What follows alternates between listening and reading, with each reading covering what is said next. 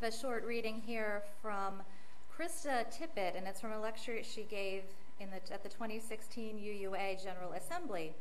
And in case you're not familiar with her, she's the host of the public radio talk show and podcast called On Being. She says, "But in that ever-present spectacle, there is a truth I'd also invite you to notice and ponder. And that is what a powerful thing a question is. A question is a mighty form of words.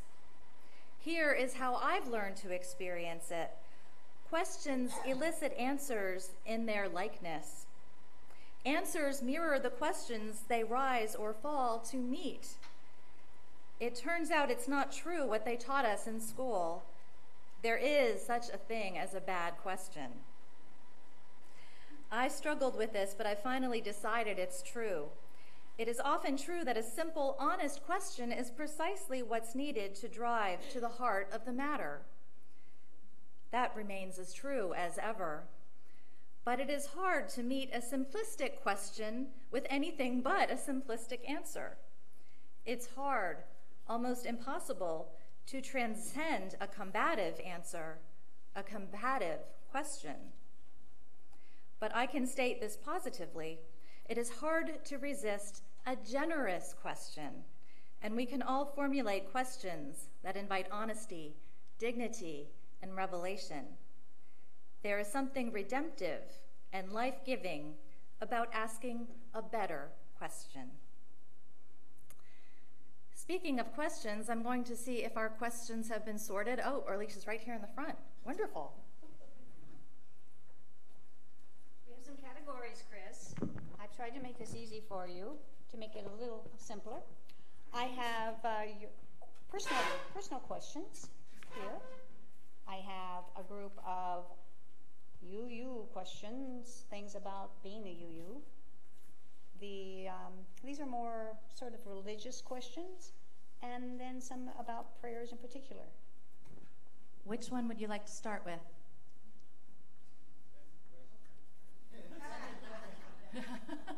That's a question, they said. I don't think we're getting a consensus here, so why don't you just stack them up for me? Okay, so I'm going to give you the UU. You want me to do them like this? Am I asking You know what? them? Will it work if you read them to me? Because then I don't have to put my glasses on. Okay. Can we do both mics at the same time, Ray? That'll work? Okay. So even though they're categorized, I'm going to just sort of read them randomly. We'll see how it goes. Okay. Take one off the top. The question is, how can we counter white supremacy in our congregations? I love that question. That's the kind of thing I love to talk about. I know to a lot of folks, white supremacy, I know the first time I heard that term, I thought of the dudes in the white pointy hats, right? But there's a lot more to it than that. If you look at the word supremacy, it means first, supreme, the most important. So when you look at the term white supremacy, it means the assumption that the white tradition, the white way of doing things, the white way of being is the gold standard of ways of being. So in that sense, we definitely, as UUs, have white supremacy in our congregations because our traditions come out of white Protestantism, kind of the way we do church. It's just something that's embedded in our history going back to the Unitarians and the Universalists. We're both predominantly white denominations. So in terms of combating white supremacy in our congregation, and I'm not saying anybody is here is bad, and I'm not going to go around calling people white supremacists. That's not helpful. But I think we have to be willing to be open to doing things in different ways and having different voices of different people in our services and in our music and in the way we worship. Traditional Protestant worship is about sitting still in your seat and maybe standing up, but sometimes maybe kneeling. Other types of worships in other cultures are not like that. They are full body experiences. And I see Beverly getting down over here having her full body experience. So, and that doesn't mean we can't have a variety, but we have to be open to trying new things that will make more people, more diverse people, honestly, more comfortable here and feel more at home and included. Well, I see these next two questions on these piles sort of follow along with that, so I'm going to read both of them. Is there a place for Christianity or Christ in UU churches? And African American churches are often evangelical. How do we welcome them if we're not exclusively Christian? Okay, let's start with the last one. At times I've heard that we don't have a lot of African Americans in our congregations because most African Americans are Christians. You can say that about white people too, guys. Most white people are Christians. But still, we have Unitarian Universalists, and we still have people who,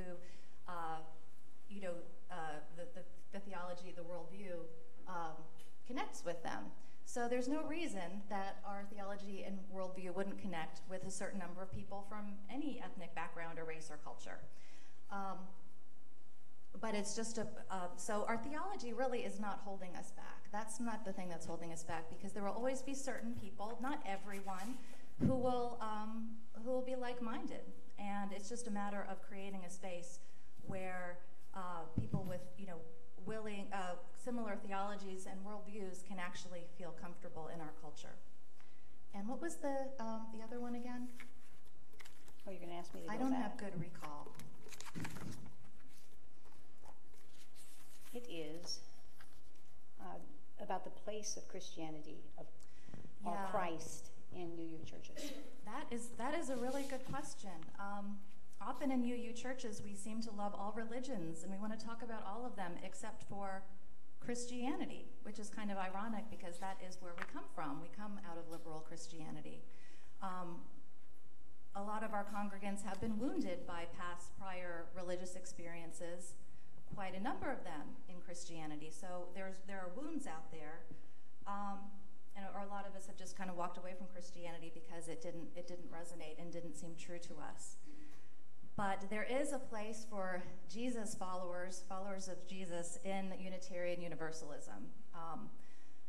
Usually UU Christians are usually tend to be radical, I'll call radical Christians, but they're really about Jesus, the guy, the dude, the human being who walked the earth. I don't know what part of that was funny, but anyway, I'll take it. The dude who walked the earth. And stood up for the oppressed, and stood up for everyone who is not good enough and shut out of society and was considered impure, unclean, not even worthy of anything.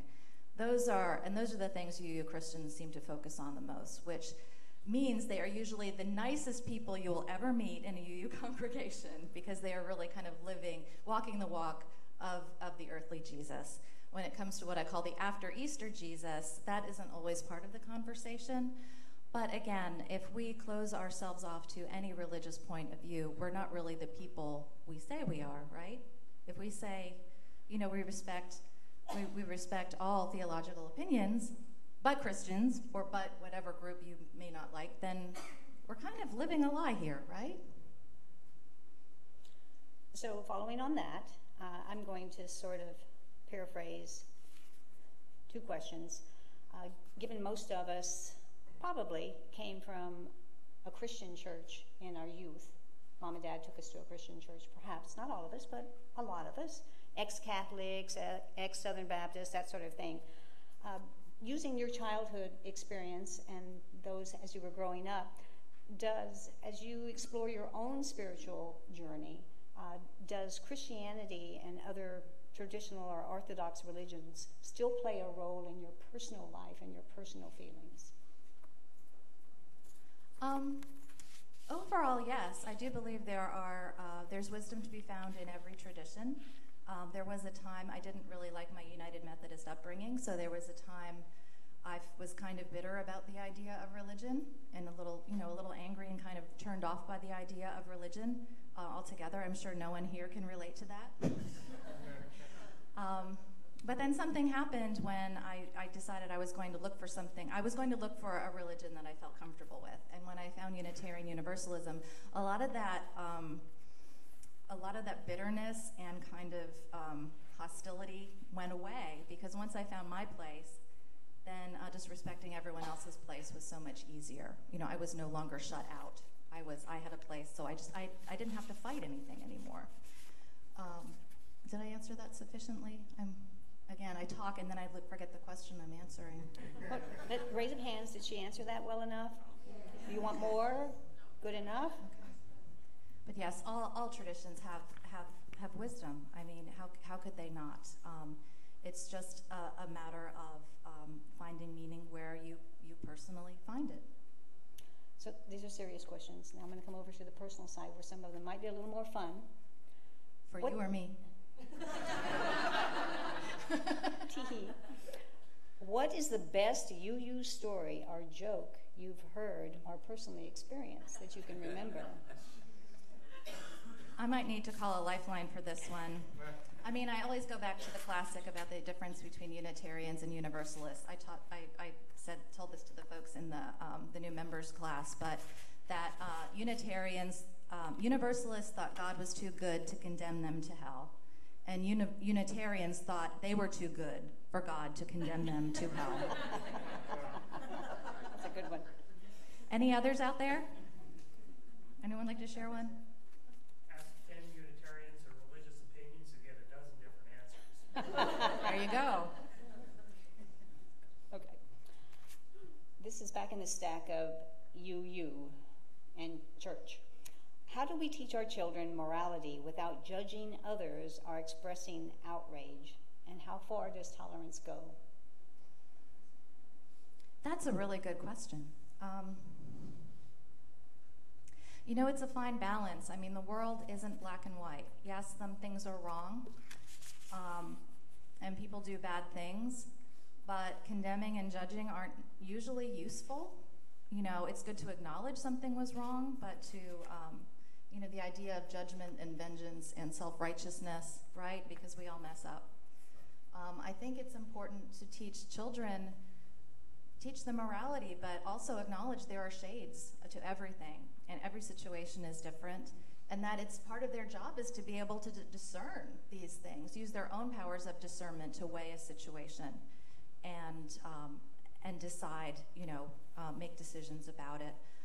Of course, murder is wrong, but even that is a very, very complicated issue, especially in our legal system.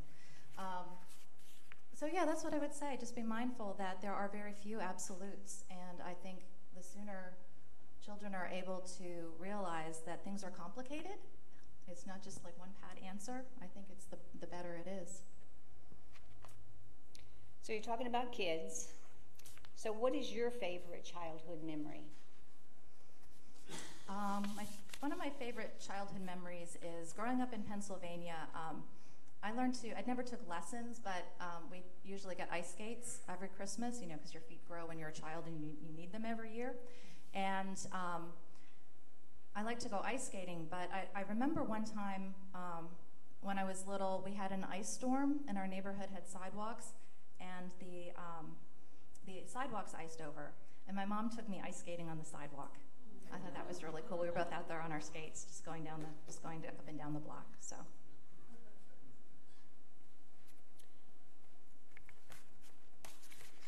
Just sorting here to make sure let's just get this one out of the way, okay?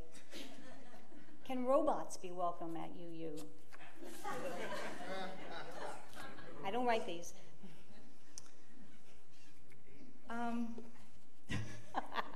We can skip that one. I couldn't, if it was a robot of goodwill and espoused to our shared values, why not? Why would I throw out a well-meaning robot who was on its own individual search for truth and meaning?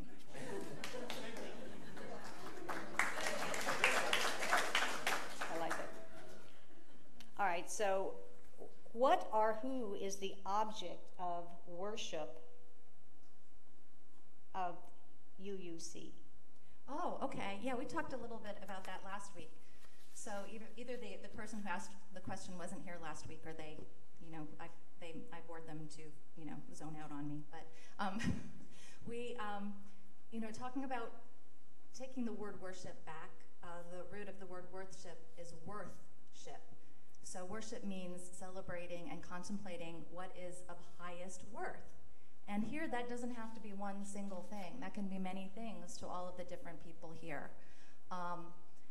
What is of highest value? Whether that is, just coming to celebrate the miraculous universe we live in, our connection to the human family, our connection, the interdependent web, of which we are all a part, or more something that looks more like a traditional god or a goddess, or just the mystery of having this really, again, miraculous thing called a life, right? No one has all of the answers, even the scientists, right? But we can all come together and think about the important things in our lives and kind of get out of our everyday little mindset of, oh, I have to do this, I have to do that, I have to do this. We can come here and we can contemplate what it means to be alive and a human being in this, mysterious thing we've got going on. Would today's UUs benefit from a re-emphasis on some tenets of historical universalism? Can you repeat that? Mm-hmm. Would today's UUs benefit from a re-emphasis on some tenets of historical universalism? Yeah, I'm not sure what historical universalism means, but I find great relevance in the Universalist tradition. Of course, the early Universalists believed God was too good, God was a loving God, and God would not condemn any of God's creation to hell. And the modern interpretation of that, because we're not as much concerned about heaven and hell as we once were, is that the fact that a lot of people are living hell on earth right now, and the idea of saving them from hell on earth by taking care of people on earth, saving them in the here and now. So that's something I like to talk about a lot. I think it's one of the most profound calls for Unitarian Universalism. It calls us to kind of get out of our heads and get out there and try to save the world. But at the same time, that's intimidating. That's a lot of responsibility. That's a lot of work. So how do we go about that without getting so overwhelmed we are paralyzed by that idea? I see by the clock on the wall we're getting close to the end of our questions, so I'm going to combine two. They're both about prayer. And one question is, what should UUs do when someone says to offer prayers or to pray for me or to pray with me? And then a related question is, because some of us work, would you consider having a Sunday service in the future on prayer and perhaps sharing from people who attended the Curiosity group? So prayer seems to be of interest. Sure. Save that card for me in particular, because I will definitely do that. It can be really awkward when people ask to pray and you either don't pray, or certain words in the other person's prayer might not ring true for you. And just practically, if someone wants to pray with you, ask that you pray silently together. Then you can actually be there with that person in that space, and they're doing their thing, and you're doing your thing, and it's beautiful. Sometimes you might not have that choice, but again, I always go with the idea that yes, this isn't my tradition, but all traditions, there are good things in all traditions, and I'll just offer my generosity of spirit to that moment. There might be moments when you feel totally excluded as UU. That can be, I know that is not fun, but I think if you're actually going to speak up and say something about it, it's much more important to be very respectful and just, speak of inclusion and don't speak, I don't like this word, I don't like that word, but or even offer your own inclusive UU prayer or invocation. The atheist group Friday night talked about atheists going to public events and doing invocations that are automatically pretty, if you're an atheist, that's going to be a really inclusive invocation, right? And we can all do that. So this may be the last question. We know you probably prepped for this. So what question did you think about that you were trying to have the right answer for that we didn't ask?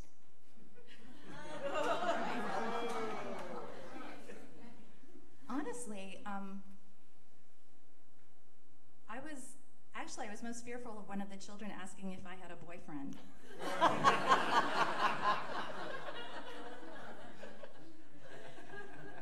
Or why I'm not married. Yeah. And how are they going to answer? I was hoping and praying the question would not come up. That is an occasion on which I pray. But yeah, I would talk about how that's not necessary and you can have a wonderful life being single.